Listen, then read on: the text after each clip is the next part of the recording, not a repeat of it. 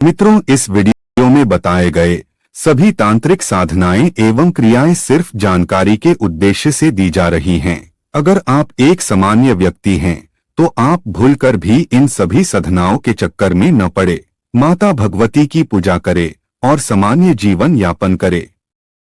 मित्रों, मैं जिन साधनाओं का उल्लेख करने जा रहा हूं, यह किसी भी गृहस्थ को नहीं करनी चाहिए।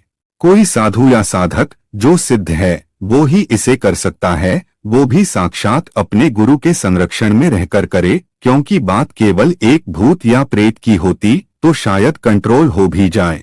अगर सारा मसान जाग गया तो वो किसी के भी बस की बात नहीं होगी, क्योंकि वो समय और स्थान उनका होगा। मित्रों, शमशान साधना क्या है, शमशान साधना कैसे किया जाता है और इसकी पूजा कैसी होती है, इन सभी सवालों के जवाब आज हम इस वीडियो में जानने वाले हैं, तो वीडियो में अंत तक बने रहें। मित्रों, साधनाएं कई प्रकार के होते हैं। साधना व्यक्ति को अष्ट पाशों से मुक्त करने के साथ साथ भय रहित और दृढ़ बनाती है।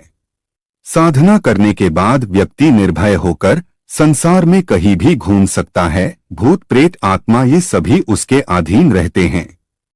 जो व्यक्ति इस शमशान साधना को करने में सफल हो जाते हैं, उनको काम, क्रोध, भय, घृणा, जुगुप्सा कभी परास्त नहीं कर सकते।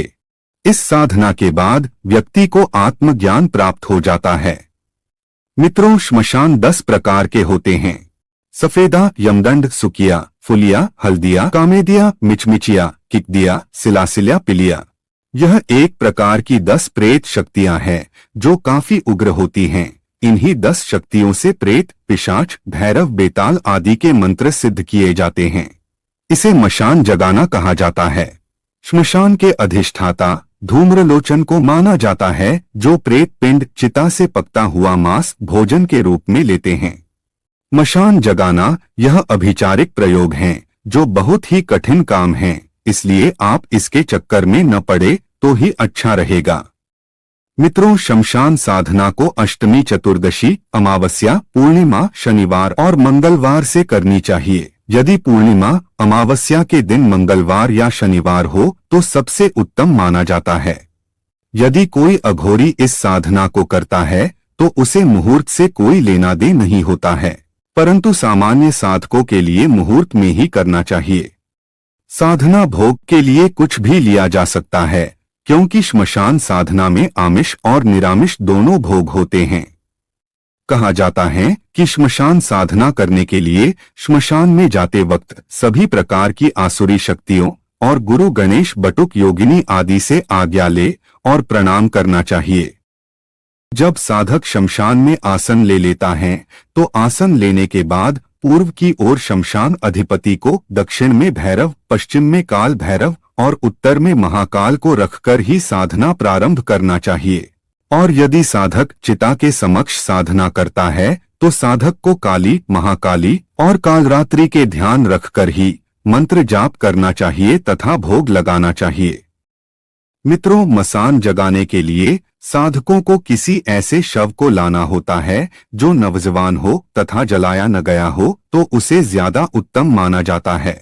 जिस दिन शमशान जगाना होता है उस दिन जहां बकरा काटा जाता है वहां से एक सामान लाना होता है, लेकिन शमशान जगाने से एक दिन पहले श्मशान से जाकर यह आज्ञा लेना पड़ता है कि कल तुम्हें जगाना है। फिर उसके अगले दिन सभी सामग्री को लेकर श्मशान में जाना होता है और विधिवत साधना किया जाता है।